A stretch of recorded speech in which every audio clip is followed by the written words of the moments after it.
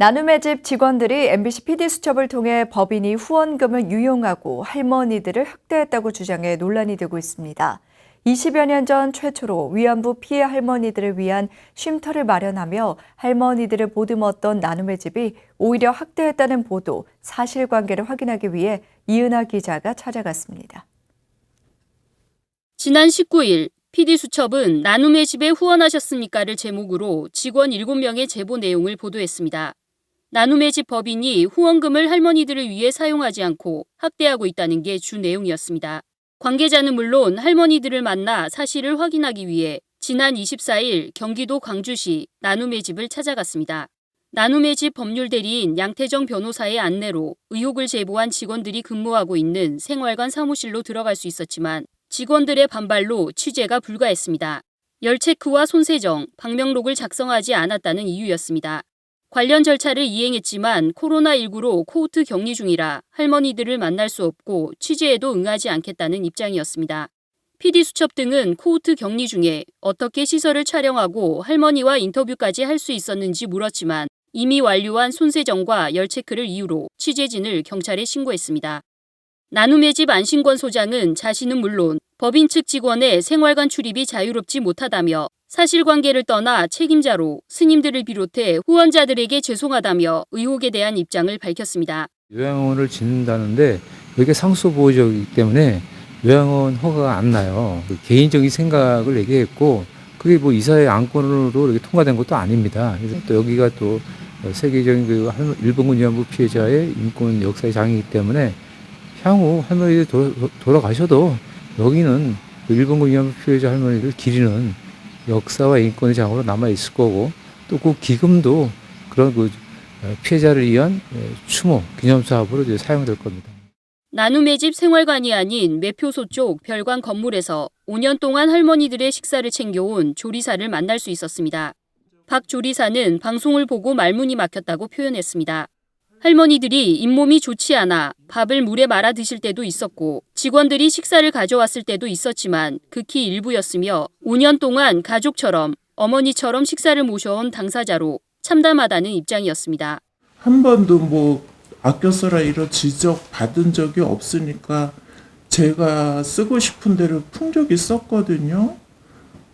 그래서 제 나름대로는 상위 1%라고 생각을 하고 살았는데 음식을 지적하니까 뭐 어르신 불러야 되겠지만 그냥 엄마 그러고 내 가족이잖아요. 지금 뭐 이런 소규모에서 그냥 가족처럼 집밥이니까 그런 마음으로 한 거죠.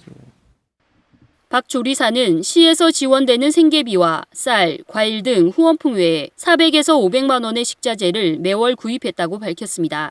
또 하루 한 끼 이상 고기가 있어야 식사를 하셨고 제보한 직원들도 함께 식사를 해 누구보다 잘 알고 있다며 식자재 구매 영수증을 보여주는 등 방송에서 보인 모습은 의도적으로 연출됐다고 주장했습니다.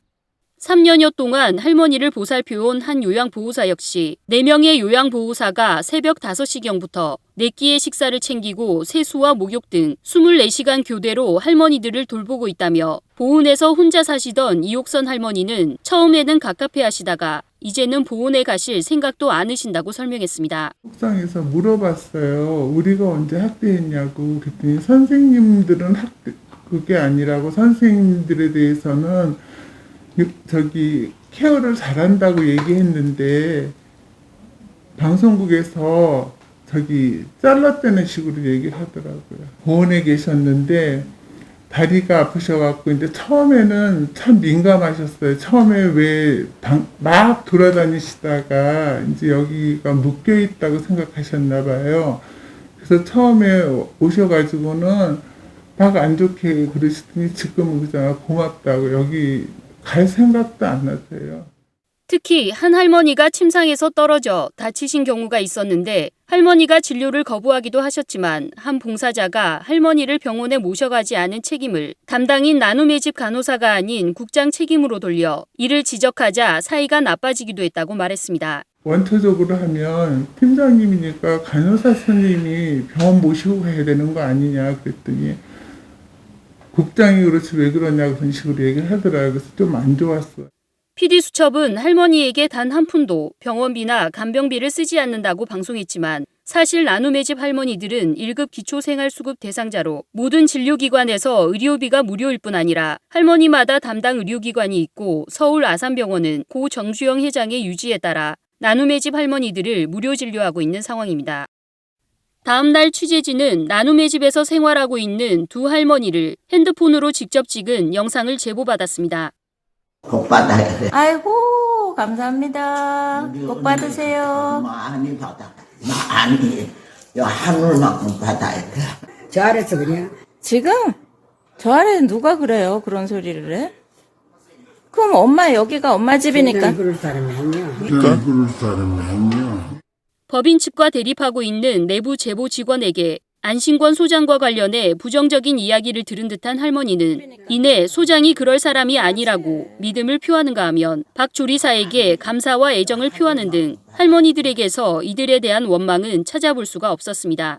나눔의 집 법률대리인 양태정 변호사는 나눔의 집이 지난 3월 광주시에 감사를 요청해 조사가 진행 중이며 경기도 특별지도점검 결과 지적된 사항에 대해서는 문제점을 개선하는 계기로 삼겠다고 밝혔습니다. 횡령 부분은 이제 사실이 아닌 것으로 제가 알고 있고요. 자세한 거는 이제 수사기관을 통해서 밝히겠습니다만 이 보조금 받은 것 그리고 후원금 받은 것들이 이제 그 용도와는 다르게 일부 사용된 부분이 있는 것으로 확인이 되면 그때 이제 즉각적으로 이제 법적 조치를 할 예정입니다. 그래서 사실 이 나눔의 집 법인 측에서도 먼저 광주시에다 감사 요청을 한 것도 이번 일을 계기로 이제 법적으로 문제 있는 것을 다 이제 털어내고 그에 제대로 된 감사를 받기 위해서 먼저 요청을 한 것입니다. 미숙한 운영을 인정하며 논란이 된 데 참회를 표하고 스스로 감사를 요청해 결과를 기다리고 있는 나눔의 집. 누구도 관심을 두지 않던 20년 전 위안부 피해 할머니를 위해 처음으로 보금자리를 만들고 할머니의 인권을 위해 노력해온 불교계의 20년 노력까지 마녀 사냥을 당하는 건 아닌지 우려되고 있습니다. BTN 뉴스 이은아입니다.